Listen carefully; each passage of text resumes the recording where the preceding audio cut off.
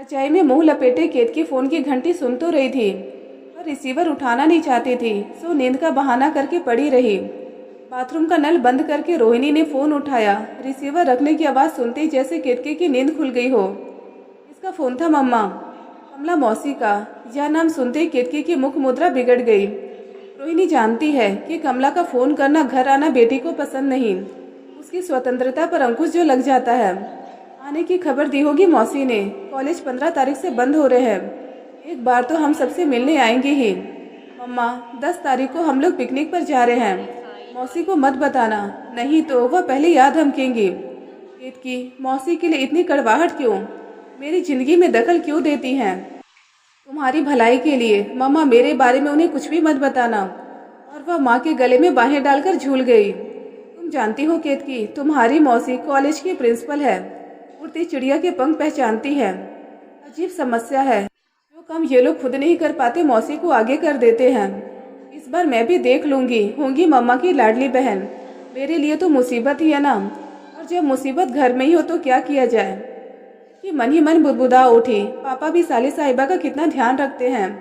वैसे जब भी आती हैं मेरी खुशामदों में ही लगी रहती हैं।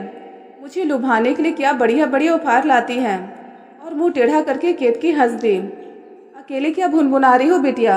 मैं तो गुनगुना रही थी मम्मा। माता पिता के स्नेह तले पली बड़ी केतकी ने कभी किसी अभाव का अनुभव नहीं किया था। माँ ने उसकी आजादी पर कोई रोक नहीं लगाई थी। पिता अधिकाधिक छूट देने में ही विश्वास करते थे।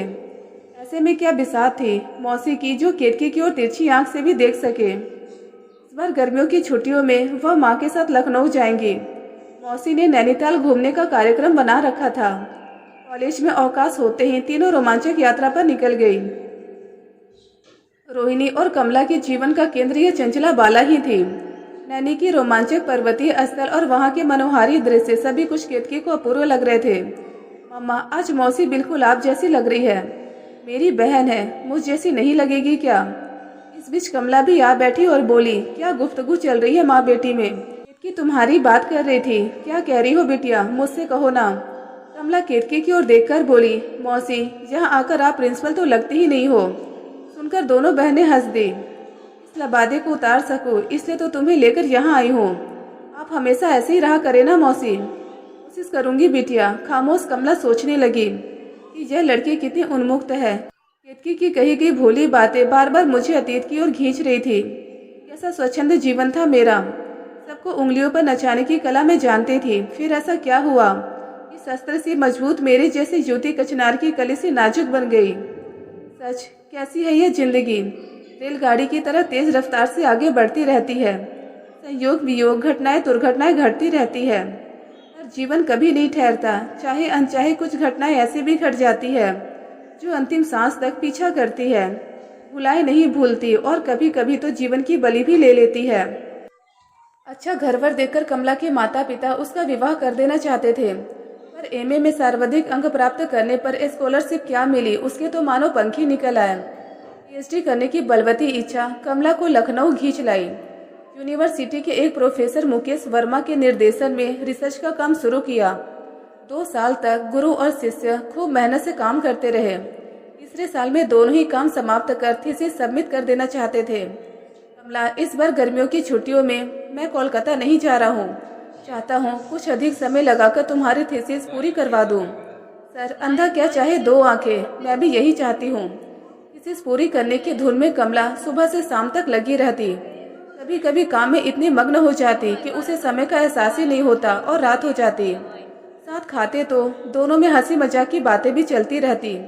रिश्तों की परिभाषा धीरे धीरे नया रूप लेने लगी थी। प्रोफेसर वर्मा अविवाहित थे। कमला को विवाह का आश्वासन दे उन्होंने उसे भविष्य की आशाओं से बांध लिया।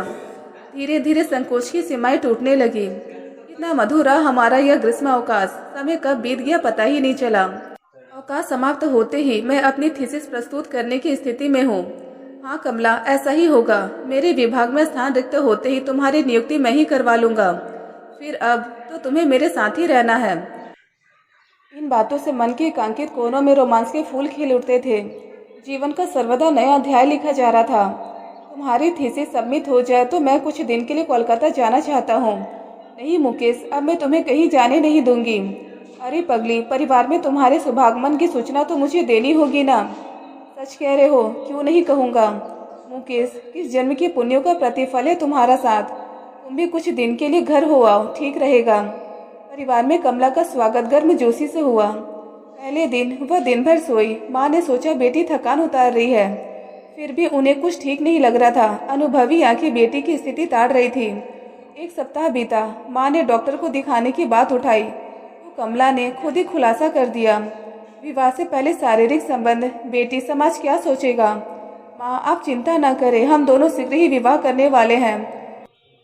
वैसे मुझे लखनऊ यूनिवर्सिटी में लेक्चररशिप भी मिल गई है। मुकेश भी वहीं प्रोफेसर है। मैं आज ही फोन से बात करूंगी। जरूर करना बेटी, समय पर विवाह हो जाए तो लोक लाज बच जाएगी। कमला ने एक नहीं, दो नहीं, कम से कम 10 बार नंबर डायल किए, पर हर बार रॉन्ग नंबर ही सुनना पड़ा। वह बहुत दिनों तक आशा से बंधी रही। समय बीतता जा रहा था, उसकी घबराहट बढ़ती ही जा रही थी। बड़ी बहन रोहिणी भी चिंतित थी। वह उसे अपने साथ पटना ले आई। नर्सिंग होम में भर्ती करने के दूसरे दिन ही उसने एक कन्या को जन्म दिया, पर वह कमला की नहीं, रोहिणी की बेटी कहलाई। सबने यही जाना, यही समझा। इस तरह समस्या का निराकरण हो गया। मन और शरीर से टूटी विवश कमला ड्यूटी पर लौट आई। निसंतान रोहिणी को विवाह के 15 वर्ष बाद संतान सुख प्राप्त हुआ था। उसका आंगन खुशियों से महक उठा। बहुत प्रसन्न थी वह। कमला की पीड़ा भी वह समझती थी। सब कुछ भूलकर वह विवाह कर ले, अपनी दुनिया नए सिरे से बसा ले, यही चाहती थी वह। सभी ने बहुत प्रयत्न किए पर सफल नहीं हो पाए। अवकाश समाप्त होने के कई महीनों बाद भी मुकेश नहीं लौटा था। बाद में उसके नेपाल में सेटल होने की बात कमला ने सुनी थी। उस दिन वह बहुत रोई थी, पछताई थी अपनी भावुकता पर। आवेश में पुरुष मानसिकता को लांछित करती तो स्वयं भी लांछित होती। अतः जीवन को पुस्तकालय ही हंसती बोलती दुनिया में तिरोहित कर दिया। कभी अवकाश में दीदी के पास चली जाती, पर केतकी जो जो बड़ी हो रही थी उसे मौसी का आना अखरने लगा था। वह देखती, समाज की वर्चनाओं की परवाह न करके जीजा जीजी ने बिटिया को पूरी छूट दे रखी है। आधुनिक पोशाकें, disco, beauty parlour, cinema, theatre, कहीं कोई रोक टोक नहीं था। इतना सब होने पर भी वे बेटी का मुंह जोते। कहीं किसी बात से राजकुमारी नाराज तो नहीं। इस बार जन्मदिन पर मुझे कार चाहिए पापा। बेटी के साहस पर चकित थी रोहिणी। मन ही मन वह जानती थी कि जिस शक्ति का यह अंश है, संसार को उंगली पर नचाने की ऐसी क्षमता उसमें भी थी। युवा होती केतकी के व्यवहार में रोहिणी को कमला की झलक दिखाई देती। ऐसी हटी थी वह भी, मन माना करने को छटपटाती रहती। हट करके लखनऊ चली आई। बेटी को त्यागने का निश्चय एक बार कर लिया तो कर ही लिया, पर आंख से ही दूर किया है, मन से कैसे हटा सकती है। अभी इसके MBBS पूरा करने में 2 वर्ष बाकी है, पर अभी से अच्छे जीवन साथी की तलाश में जुटी हुई है। कैसे समझाऊं कमला को, कब तक छिपाए रखेंगे हम यह सब कुछ। एक ना एक दिन तो वह जान ही जाएगी सब। सहसा केतकी के आगमन से उसके विचारों की श्रृंखला टूटी। मम्मा, आप मेरे बारे में हर बात की राय मौसी से क्यों लेती हैं। माना वो कॉलेज में पढ़ाती है, पर मैं जानती हूँ कि वह आपसे ज्यादा समझदार नहीं है। माँ को फुसलाने का यह बढ़िया तरीका है। नहीं मम्मा, मैं सच कहती हूँ, वह आप जैसी हो ही नहीं सकती। आपके साथ कितना अच्छा लगता है, और मौसी तो आती ही मुझे डिसिप्लिन की रस्सियों से बांधने की चेष्टा करने लगती है। केतकी, कमला मुझे तुम्हारे समान ही प्रिय है। मेरी छोटी बहन है वह। आपकी बहन है ठीक है, पर मेरी जिंदगी के पीछे क्यों पड़ी रहती हैं। बिटिया, सोच समझकर बोला कर। मौसी का अर्थ होता है मासी। सॉरी मम्मा, इस बार आपकी बहन को मैं भी खुश रखूंगी। वातावरण हल्का हो गया था। आज मौसम बहुत सुहाना था। लॉन की हरी घास कुछ ज्यादा गहरी हरी लग रही थी। सफेद मोतियों से चमकते मोगरे के फूल चारों और हल्की हल्की मादक सुगंध बिखेर रहे थे। सड़कों को आच्छादित कर गुलमोहर के पेड़ फूलों की वर्षा से अपनी मस्ती का इजहार कर रहे थे। प्रकृति का शीतल सानिध्य पाकर कमला की मानसिक बेचैनी समाप्त हो गई थी। चाय की प्यालियां लिए रोहिणी पास आ बैठी। क्या सोच रही हो कमला। कुछ नहीं दीदी, ऊपर देखो, सफेद बगलों का जोड़ा कितनी तेजी से भाग रहा है। अपने गंतव्य तक पहुंचने की जल्दी है इनको। क्या तुम नहीं जानती कि संध्या ढल रही है और शीशो नीड़ों से झांक रहे होंगे। इतना कहकर रोनी खिलखिला दी।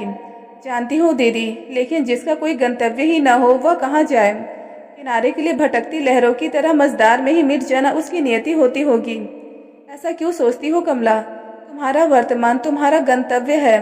चाहो तो अब भी बदल सकती हो इस नियति को। नहीं दीदी, मुक्त आकाश ही मेरा गंतव्य है।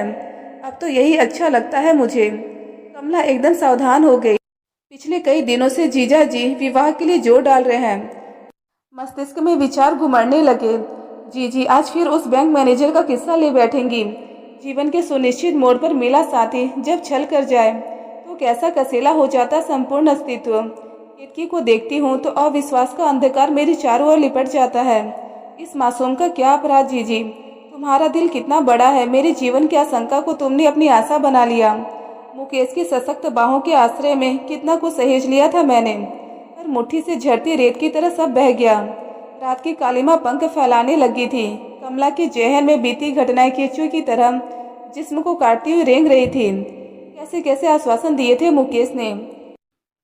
प्रगतिशील पुरुष का प्रतिबिंब, उसका व्यक्तित्व जैसे डिशु शब्द ही नहीं जानता था। मेरी आशंकाओं को निर्मल करने के लिए अपने स्तर पर वह इस शब्द का अस्तित्व ही मिटा देना चाहता था। अंत में क्या हुआ? दोहरे व्यक्तित्व का नकाबपोश। बहुत देर तक रोती रही कमला। तभी अनजाने में मुकेश की उपस्थिति कमला के आसपास मंडराने लगती तो वह बहुत बेचैन हो जाती, जैसे कोई खूनी से तीखे पंजों से उसके कोमल शरीर को नोच रहा हो। सब कुछ कितना बोझल और उदास लगने लगता। दुनिया को पैनी निगाहों से परखने वाली कमला सोचती, इस संसार में चारों ओर कितना सुख बिखरा है, पर दुख की भी तो कमी नहीं है। केतकी को क्या समझूं, एक दिन के लिए भी इसे अपना ना कह सकी।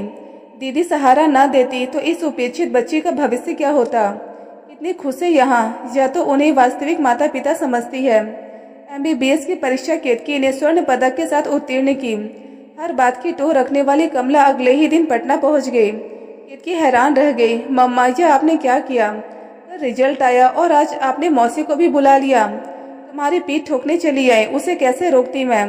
कमला ने केतकी को हृदय से लगा लिया। मौसी की आंखों में अपने लिए आंसू देखकर वह चकित थी। यह क्या, आप रो रही हैं? अगली खुशी के आंसू होते हैं ना? गाल को उंगली से छूकर कमला ने कहा, मैं तुम्हें ताज में पार्टी दूंगी बिटिया, तुम अपने दोस्तों को भी खबर कर दो। मैं उन सबसे मिलना चाहती हूँ। सच मौसी, आपको अच्छा लगेगा। क्यों नहीं, मेरी लाडली अब डॉक्टर है, अब बहुत बच्ची नहीं। कमला बहुत खुश थी। पार्टी चल रही थी। बहुत से जोड़े हंस रहे थे, आपस में बातें कर रहे थे। उसी दिन कमला ने देखा केतकी और कुणाल के हाव भाव में झलकता निश्चल अनुराग।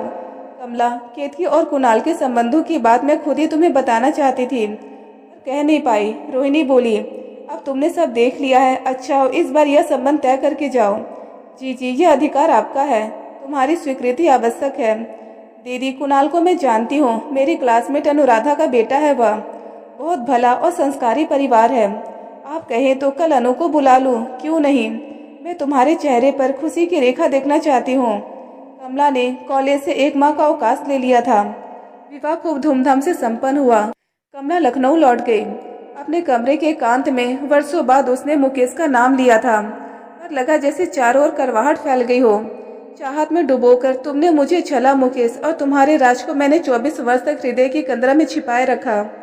मैं केतकी को तुम्हारी बेटी कभी नहीं कहूंगी। तुम इस योग्य हो भी नहीं। पता नहीं रिसर्च और सर्विस का झांसा देकर तुमने मेरे जैसी कितनी अबोध युवतियों के साथ यह खेल खेला होगा। बेटी की सुखी भविष्य के लिए मैं उसे तुम्हारा नाम नहीं बताऊंगी। मम्मा, मौसी का फोन है।